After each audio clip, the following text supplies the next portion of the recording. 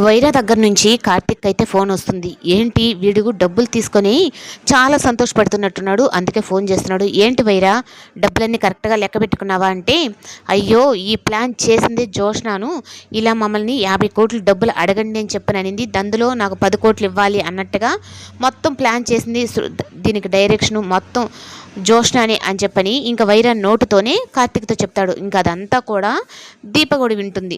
అసలుకి నిజంగా దశరథ సుమిత్రాలకు తన కూతురైనా అంత ఆస్తి వారసురాలు అయినప్పటికీ మా చేత మమ్మల్ని అడిగి కిడ్నాప్ చేయించి డబ్బులు ఇలా డిమాండ్ చేయాల్సిన అవసరం లేదు. ఏమిటి అసలుకి జోష్న అంత క్రిమినల్ మైండ్ ఎవ్వరూ లేదు అన్నట్టుగా ఇంకా జోష్న గురించి ఒక్కొక్కటి చెప్తూ ఉంటే, నేను నిమిత్త మాత్రమే కార్తిక్, మొత్తం జోష్నాని ఇదంతా చేసింది అని చెప్పి అనేటప్పటికీ ఇంకా దీపకైతే చాలా కోపం వస్తుంది. జోష్న కిడ్నాప్ అయిందని మా అమ్మ ఎంత బాధపడిందో నాకు తెలుసు బావా.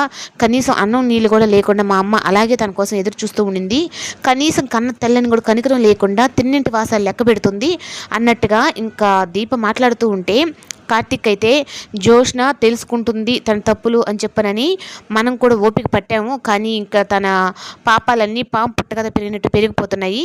ఇంకా జోష్నకి చెక్ పెట్టకపోతే మొత్తం ఇంకా శివనారాయణ కుటుంబాన్ని మొత్తం నాశనం చేసేలా ఉంది అని చెప్పి అన్నట్టుగా అనేటప్పటికీ, నా వరకు వచ్చినా నేను బాధపడను బావా.